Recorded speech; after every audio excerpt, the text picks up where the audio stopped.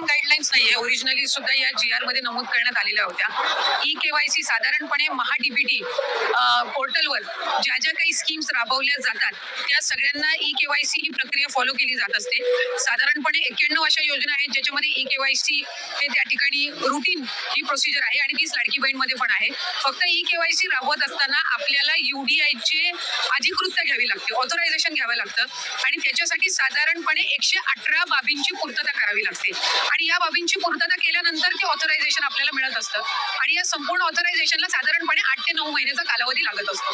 त्याच्यामुळे आम्ही ऑथरायझेशन मिळण्यासाठीची प्रक्रिया ही 8-9 महिन्यांपासून सुरू केली आणि ती मिळाल्यानंतर आम्ही ई-केवायसीची प्रक्रिया ही सुरू केलेली आहे. ई-केवायसी मुळे ज्या लाभार्थी आहेत त्यांना अधिकचा फायदा होणार आहे, कारण त्यांचं ई-केवायसी ऑथरायझेशन झालं की त्यांना नियमित लाभ मिळणार आहे. म्हणजे या ज्या तक्रारी आहेत की 1 महिन्याचा लाभ मिळाला, दुसऱ्या महिन्याचा मिळायला विलंब झाला, तिसऱ्या महिन्याचा त्या ठिकाणी थांबला गेला, तर या सगळ्यामध्ये सरळता आणि त्याचबरोबर सुलभता ही त्या निमित्ताने येणार आहे.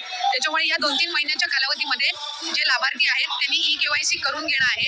आणि ते बघितलं असेल की स्वतः राज्याच्या महिला आणि बालविकास मंत्री आदिताई तटकरे यांनी केवायसी बद्दल मोठी अपडेट दिलेली आहे. त्यांनी केवायसी का गरजेची आहे हे सगळं समजून सांगितलेलं आहे.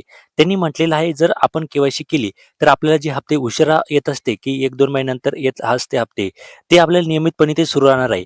आणि जर आपण केवायसी केली तर इथे आपल्याला लाडकी बहिणींसोबत अन्य योजनांचा सुद्धा इथे लाभ इथे भेटणार आहे.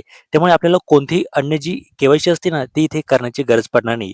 असं सर्व आदिताई तटकरे यांनी इथे समजून स्पष्टपणे ते माहिती दिलेली आहे. आता ज्या महिलांनी इथे ई-केवायसी केलेलीच नाही तर त्यांचं काय? त्यांच्याबद्दल अजून कोणतीही जी अपडेट आहे ना ती इथे आलेली नाही.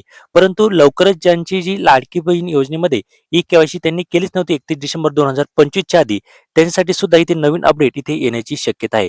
कारण की अजून सुद्धा 81 लाख, जवळजवळ 81 लाख ज्या महिला आहे ना त्यांची ई-केवायसी करण्याची इथे बाकी आहे.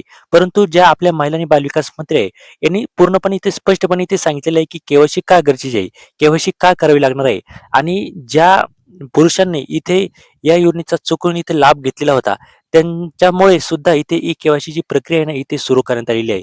कारण की काय झालेलं होतं की त्यांनी सुद्धा इथे खूप साऱ्या पुरुषांनी सुद्धा या लाडकी बहीण योजनेचा जो लाभ आहे ना तो इथे घेतलेला होता.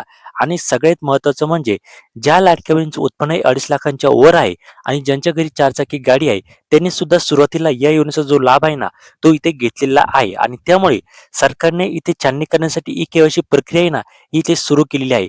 जेणेकरून सरकारला कळेल की कोणत्या खरंच लाडक्या बहिणींना इथे लाडकी बहीण योजनेची गरज आहे.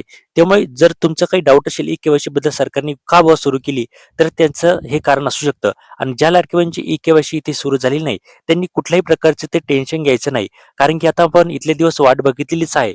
तर आपल्याला काय करायचंय की अजून थोडा वेळ जी आहे ना ती इथे वाट बघायची आहे.